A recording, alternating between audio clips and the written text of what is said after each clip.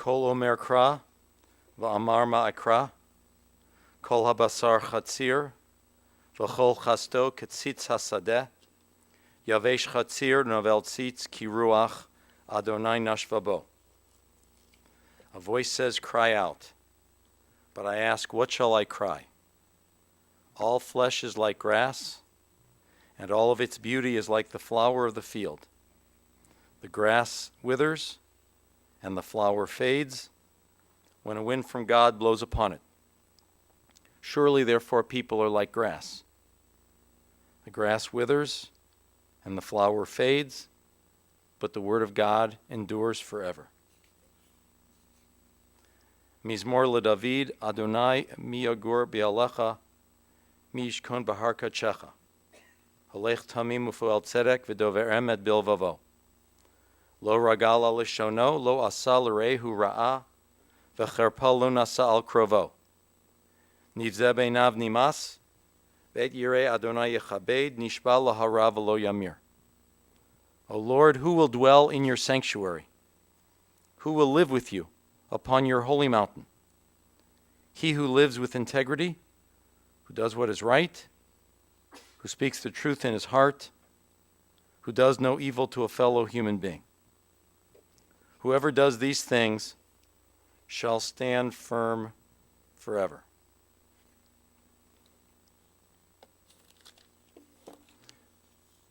Jerry, so you sent your son Richard to the park preschool. And not only was he a cute boy, not only was he a happy, good-natured boy, but you informed me that he was declared by the school as the best-looking little boy in the history of park preschool. Truth be told, I checked the records this morning. I see no record of that particular award ever being given out by the park preschool, but I will believe you because the second story, which Jean confirmed, is that he was so cute in those days and so adorable and so precious that people would ask, could they buy him and bring him home? What's amazing to me is that very happy, that very good-natured, very handsome, very precocious boy never changed. So many things changed, but that boy never changed. Richard King never really strayed from the person he was in preschool.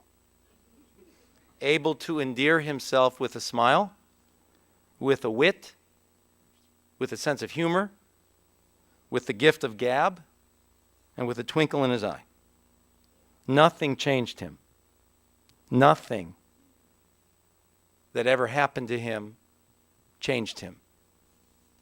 Nothing in his life, not his career, not his physical struggles.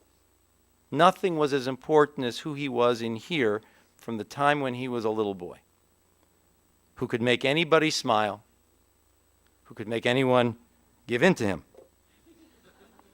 He had charisma. He had charisma, and it never left him. He had charisma standing, and he had a charisma in the wheelchair. He had a magnetism that drew people in and motivated them. Jean, I don't know whether you thought of it as magnetism at first, when you were both first-year students in college and he asked you out 6 times, and you kept saying no. I think at first you just thought of it as persistence, or that he couldn't take a hint. But somewhere between refusal number 1 and refusal number 6, you experienced the magnetism. Or he wore you down. But you did think he was very funny and very warm and so likable and joyful. He knew you were for him. He spoke about his family a lot. He was witty and handsome, and he was that park preschool boy. You dated all through college, first at Wisconsin and then at UCLA. He had a double major, political science and you. He majored in you. Every day of his life, he thought he was the luckiest man alive to be married to you, and no one here would dispute that. He stayed out, you both stayed out on the West Coast. He stayed out for law school. He began to work out there with Don. Then they came back to Cleveland. He continued working with Don. And Richard was just magic in terms of forging relationships with clients and potential clients. And the secret was he was 100% himself. No one could have been as natural with other people as he was because it was all real. He was persistent, as always, and determined. Networking was just in his instinct. He liked it. He was good at it. He was a great salesman. And he enjoyed he enjoyed activity. He enjoyed some basketball and skiing and his favorite sport, suntanning. Shirt off, outside. I tell you something, J.R. Smith of the Cavaliers has nothing on Richard King whatsoever. You two were married at 24 in California. You lived until 29 there and moved back. And meanwhile, the trouble he was having with his limbs began in his 20s, which led to using a cane and then a walker while he was in his 30s, and to a wheelchair by 40. And as he had been prior to the onset of illness, he remained completely himself, 100% true to who he was.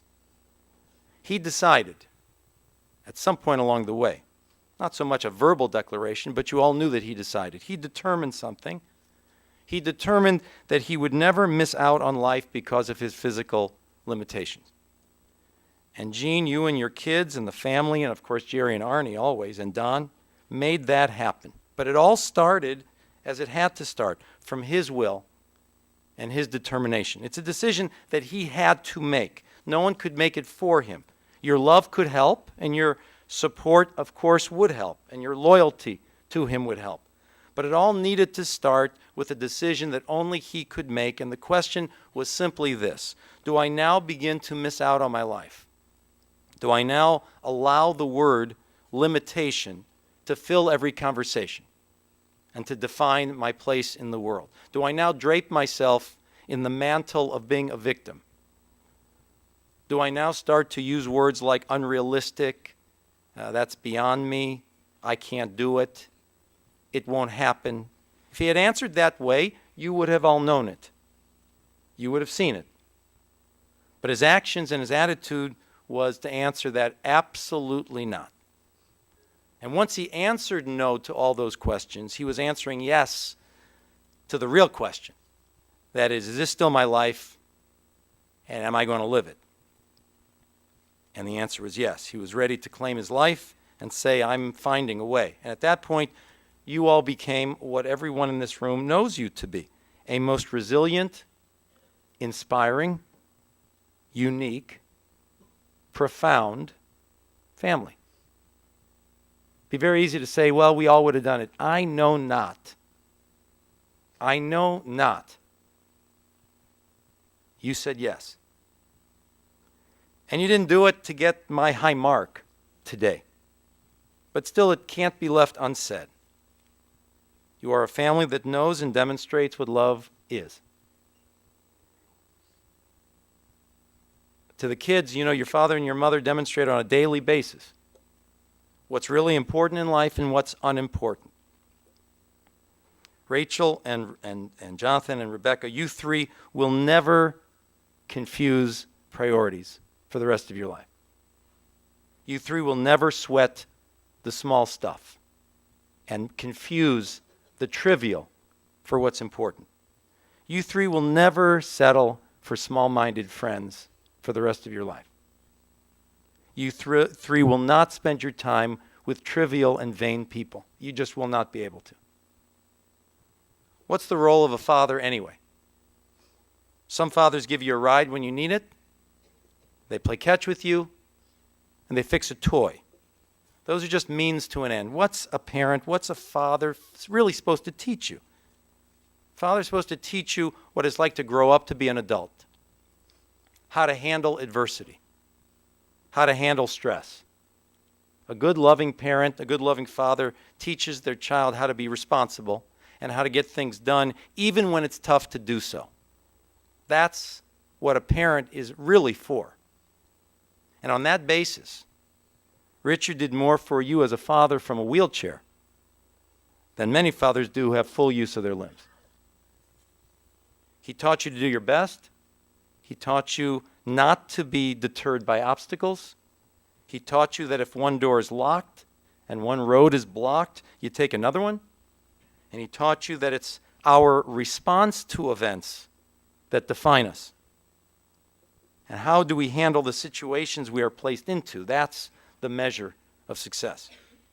He was so proud of all of you, and you knew it.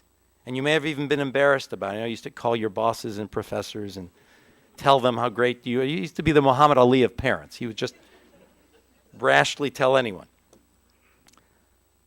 But I will tell you, you will never again have such a loyal and consistent fan. You tell me you usually didn't like voice messages. You told him not to leave voice messages, but he insisted on leaving voice messages. And I know why, and I think you know why. Because long after so many parts of his body were taken away from him, he still had his voice. That voice remained authentically his through everything else. He couldn't always hug you. He couldn't always pat you on the back. But he always could share his voice with you and the love in that voice. And those messages were like 100 hugs apiece. Richard has had a group of decidedly supportive and dedicated friends throughout his life. You know who you are. You have kept in touch with him. You have stood by him. You have loved him. You've given Gene some needed time away. He loved talking politics with you. He loved discussing music with you and sports with you and going out to eat with you. And you gave his life normalcy and camaraderie. Blessed are the caregivers, family and friends who gave of their body and soul for their good friend, and to the caregivers that were part of the family, Gucci and Jerry and Jason. You know, at a Jewish wedding ceremony, when we give a ring, we're saying, I'm building my life around you. Gene, you have done exactly that. You have built your life around Richard. You know, when I open a prayer book, I see this word holy. It repeats itself. Whenever we read the word holy, we think they're talking about heaven or angels or something of another world. Holy's on this earth. Holy is you and Richard. You taking care of each other and you protecting and supporting him. Holy in your family is more holy than what I see at most High Holy Day services. You two began a story together when you met, and your story took turns in it that no one anticipated. And what you did is you two rewrote the story. But you rewrote the story with all the love of the original. Just want to finish. Richard dealt with a problem that he had in his life, and he dealt with it successfully. He acknowledged and he overcame it. But we have a problem. We all of us have a problem, and we don't acknowledge it. We still judge people by appearances. We all will still allow the physical appearance or the physical limitation or the physical difference of a person to determine how we feel about them. Not Richard, you got to know Richard, you got to love Richard, but there's another Richard out there. We tend to take the physical and allow that physical to prejudge and lessen the other person in our eyes and make them less worthy. And that is so wrong and so unjust and so unkind and so unfair to what you know was true and loving in Richard's life. That was not his problem. That's our problem. That's our hang-up. If we don't get that now, if we don't see that blindness, if we don't let Richard's life teach us that we are the ones who are blind, that we are the ones who are handicapped, then we've lost out a valuable lesson of his love. So I just want to finish. I know Richard loved movie stars. He loved getting their autographs, Gregory Peck, O.J. Simpson, Muhammad Ali, and an up-and-coming star, Donald Trump. Richard was the movie star. Richard is the one whose autograph we should have gotten. He lived with a good name. He died with a good name. I want to ask Mark Adler.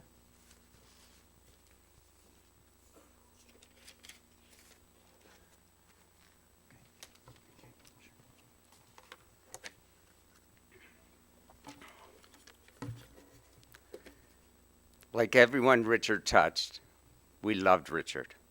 He was that unique individual who lit up any room in which he occupied. He was able to create the moments of enjoyment, of humor, of connection that makes us feel alive, the moments that create the memories that we cherish. He never let his physical ailments define him. He never complained about his fate. He never asked, "Why me?" Instead, he defined his life by love and laughter. Visiting Richard was always pure joy. The day would be filled with good stories, interesting gossip, and laughter. Lots of laughter. And boy, did he have good stories. Stories about many of you here today. And I'm sure many of you from his Edgewood days, his Shaker days, his Wisconsin days, and his LA days are praying that I don't tell those stories. I would leave that to Bruce Kretz. But it is quite amazing that you guys actually did survive to be here. He loved to tell stories about running into sports heroes, from flagging down Muhammad Ali in the streets of Los Angeles, to cornering Mark McGuire at the All-Star Gala in Cleveland. Richard was not shy about stalking his heroes. And he was largely successful in engaging in meaningful conversations with them. Richard loved to worship great athletes.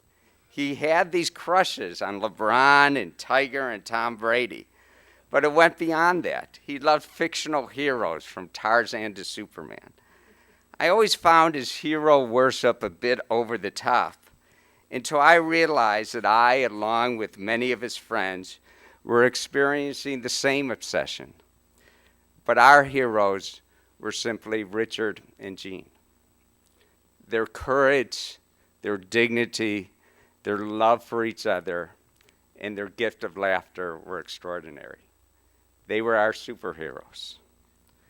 As much of an effort as it was to get out of the house, and in some cases just to get out of bed, Richard and Jean made sure nothing stopped him. Richard loved life, his friends, and most of all, his family. And both Richard and Jean were going to make sure that every day was filled with that love.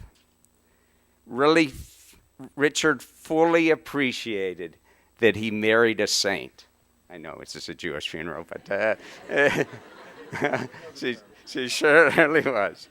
He would tell us how lucky he was and how hard at times he could be in requesting more blankets, less blankets, change the thermostat, food, etc. But Jean did it with pure love. It was a true, true love story. And for his children, he couldn't be more proud. Rachel, Rebecca, and Jonathan, as you know, he had a desire to micromanage every aspect of your life, and certainly worried and obsessed over your lives. But that is because it brought him so much joy and happiness. I can't tell you how many times I had to talk him out of calling your bosses and professors because he thought he could help your career. To see Rachel succeed at Penn and in real estate in New York was a source of great, great pride. To see Rebecca with her gregarious personality and hear time and time again how well she could sell simply reminded him of himself. And finally, with Jonathan, Richard was blown away by his son's incredible intelligence, which he did take full credit for, by the way. He was truly convinced that Jonathan would make groundbreaking discoveries. He loved being in Cleveland and had returned here to be closer to his beloved parents and Donald and Laura. He was blessed by his family, and he knew and appreciated it. There are a lot of people who come in and out of one's life. We have been very lucky to have Richard in ours. His courage, his dignity, his love, and gift of laughter will always live with us. We are better people today because Richard was our friend. We will miss our superhero, our Richard. But we will always see his smile and have his love as part of us. And of course, we will always hear his voice asking us to make sure that his beloved family is all right and to call Jonathan's professor to get that extension. We love you.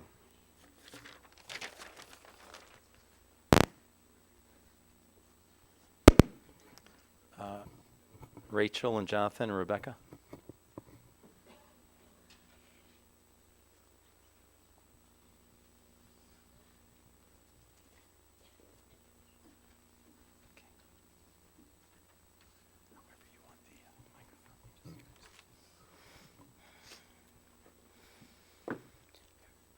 Richard was not one to let hardships get in his way or slow him down. He had this great ability to make this in-your-face, terrible disease disappear within minutes of meeting him. And then, when the wheelchair was out of the picture, what you would see was the bravest, most charismatic guy who wanted the whole world to know that nothing could stop him, and that he was the most popular guy in Cleveland. I remember one time in high school, my dad was sitting on the sidelines at one of my volleyball games, and a ball went flying out of bounds and hit him right in the face. I ran over to make sure he was okay, and do you know what he did? He screamed, "Coach, I'm calling a timeout." And he had the whole team huddle around him for a pep talk that undoubtedly caused us to win the game. He never, ever complained, and he would say to me 10 times a day, "You know, Rocky, I'm the luckiest guy in the world. I've got the most amazing wife, my best buddy Jason, and 3 incredible kids. What more could a guy ask for?" He taught us the importance of hard work and perseverance. Just about everyone in this room has been interviewed by, and in some instances, interrogated by Richard. He was obsessed with success and self-improvement. He would talk to you and figure out what made you tick and inspire you to harness that energy to strive for your personal best. And then sure enough, he'd follow up with weekly phone calls to check in on you for the rest of your life. There are no words powerful enough to express the mark you made on this world. But the attendance today, all of the people who traveled near and far, is a small example of how loved you are. You will forever be my role model, my muse, and my hero.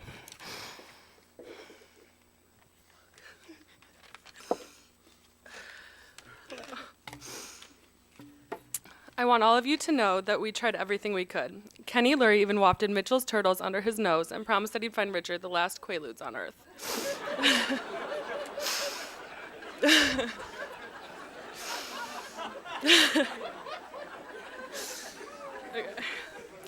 You know, if my dad could say one thing today, I guarantee it would be, Gene, the guest book. Count the names in the guest book.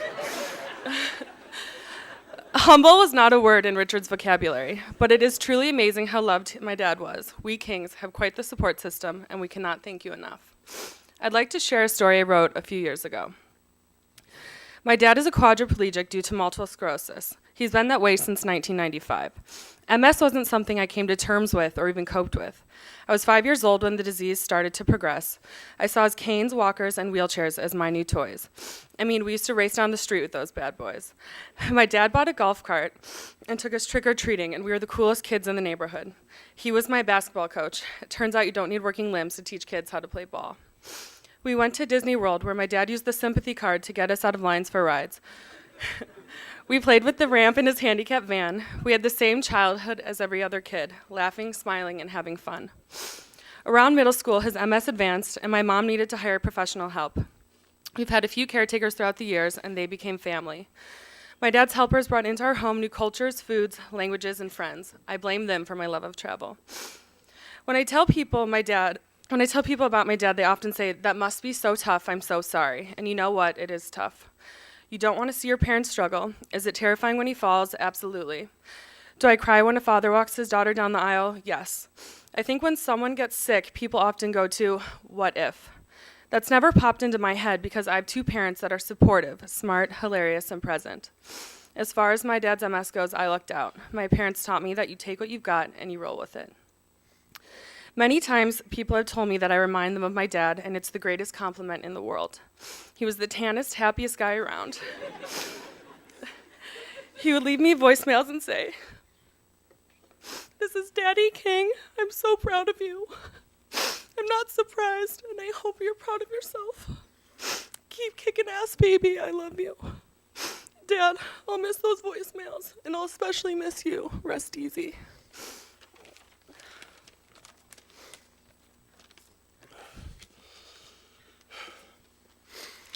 I apologize if this starts to get repetitive, but my mom said we have to go in age order, and I'm the youngest by 9 minutes. My dad, what a guy. He had this way about him, this larger-than-life personality that took over every party, every room, every vacation, and, well, I guess even every funeral.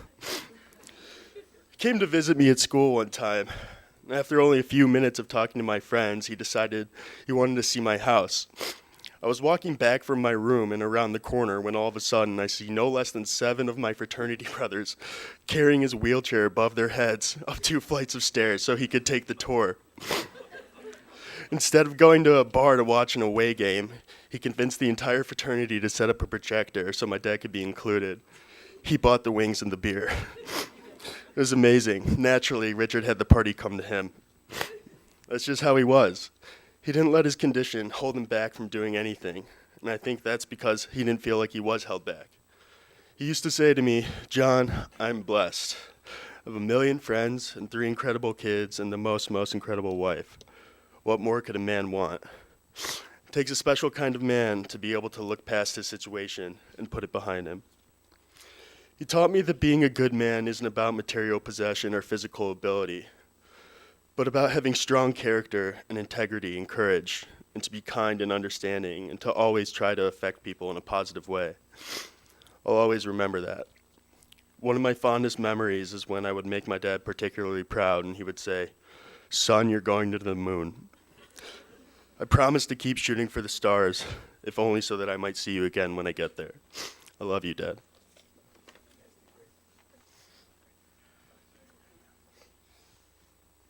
Bruce?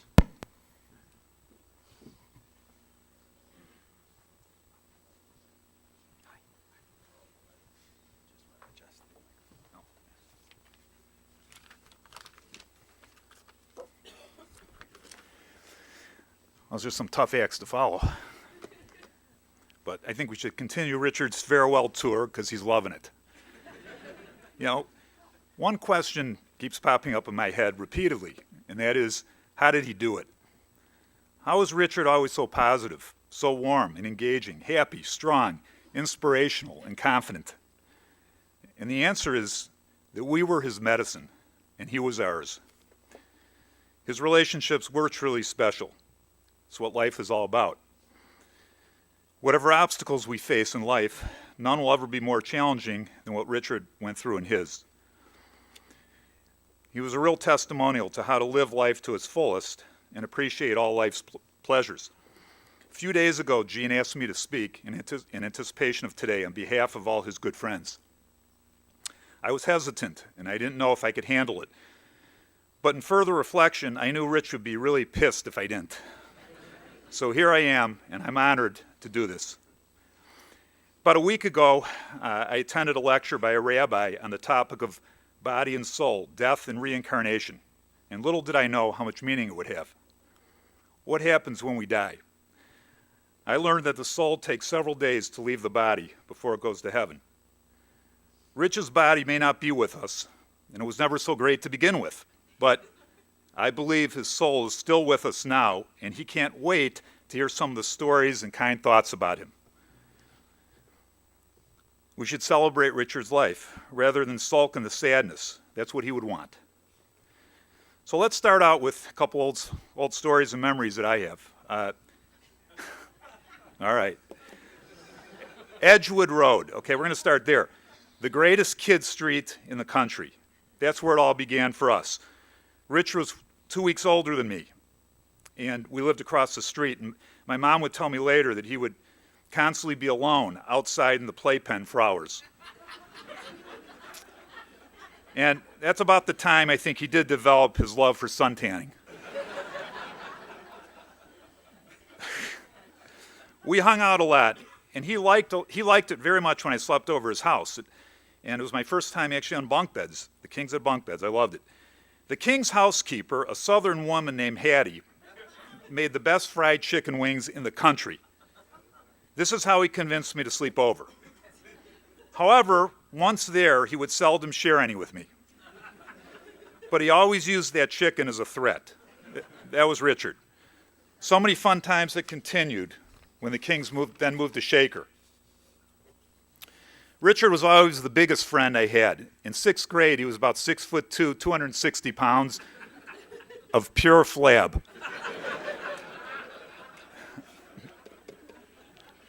He was a beast on the Mercer football team, playing both left and right tackle at the same time.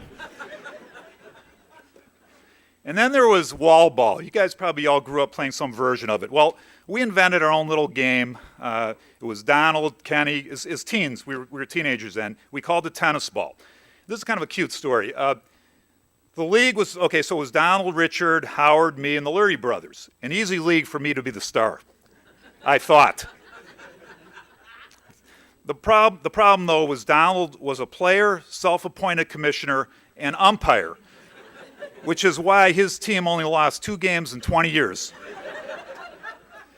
"You're such a cheater," Kenny would frequently yell.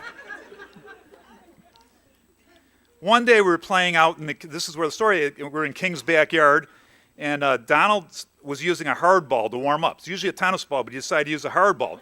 I was catching, and I had no equipment, and Richard was the batter, okay? He promised he would not swing. He promised. Well, the next pitch, he sticks his bat out to bunt.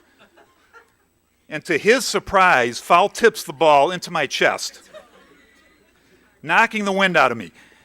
As I was crying and gasping for breath, the King brothers were in stitches laughing.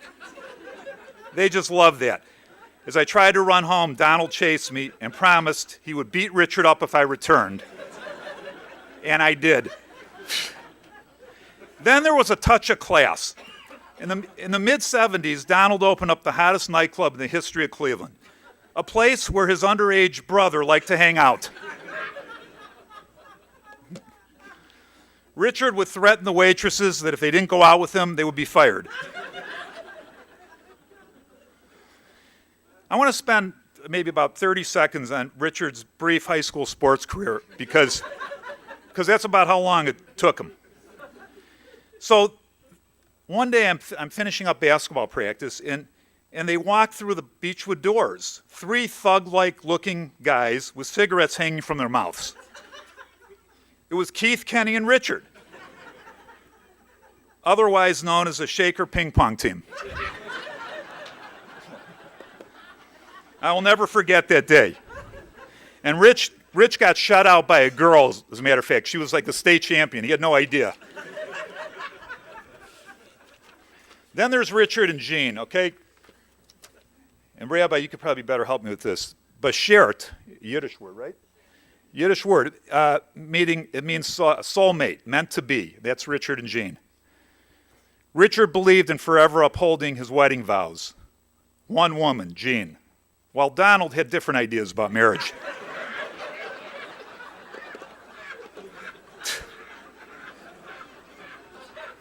We'll get to that another time. Now, then there was the LA wedding. What a fabulous affair. Richard was the first friend to get married and the only one without a job. Jean was so devoted to her Richard. She kept him busy and ran the family. He would often tell her, as you've heard before, tilt me, scratch me, bring me a turtle, change this, change that, get that. Get me some water. The same thing I tell my wife, and I'm perfectly capable. Richard didn't deserve the disease he got, but he did deserve the love of a great woman. Jean, when you get to the 12 pearly gates, it should be comforting to know that the first word you will probably hear is, Jean!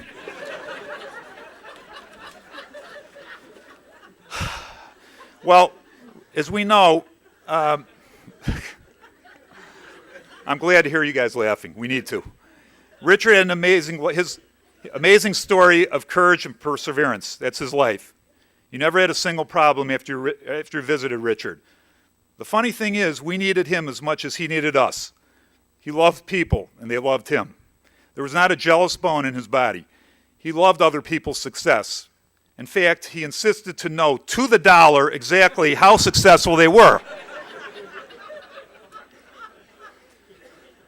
On the surface, one might say he had a terrible, sad life. And although Richard had a lot of physical struggle, he really had everything.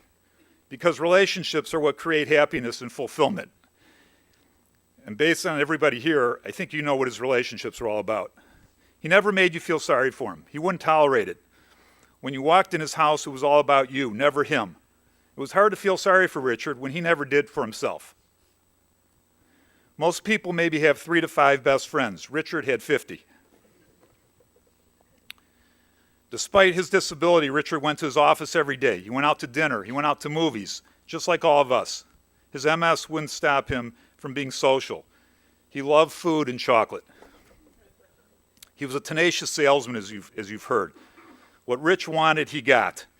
He never missed a funeral for someone he knew. Paying respect was important to him. Richard made you thankful for what you had. And as you've heard from other speakers today, or the people here, he loved celebrities more than anything. He just loved the stories.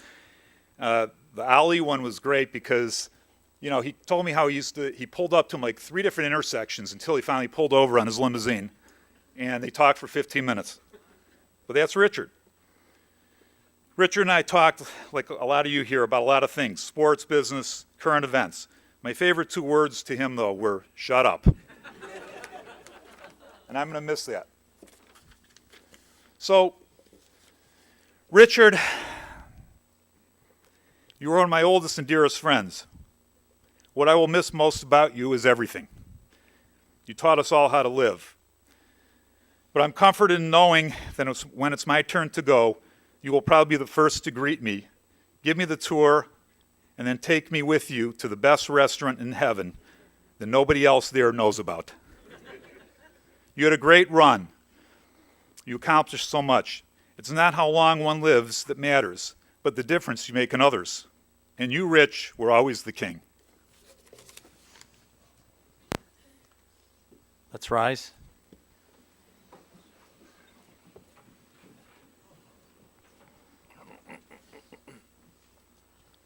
El mole rachamim shochen bamromim hametzei menucha nechona tachat kanfei hashchina b'malot kedoshim utehorim ano bal harachamim hastirehu B'seiter knafecha leolamim, utzror b'tzrachem et nishmato, Adonai hu nachalato, v'yanuach b'shalom amishkavo, v'nomar amen.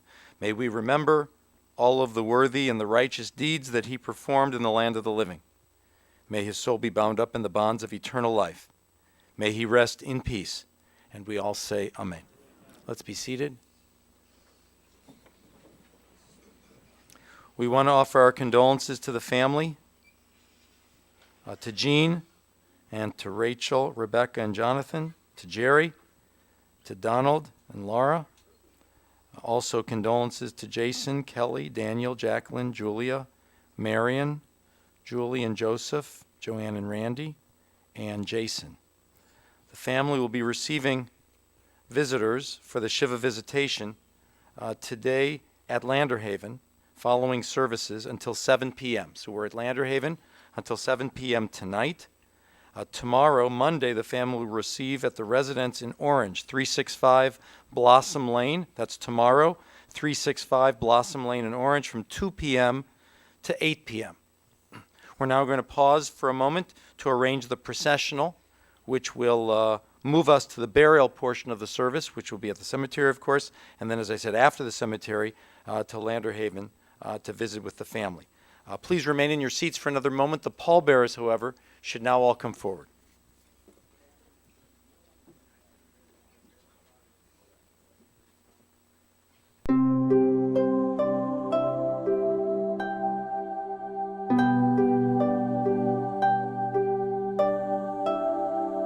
you.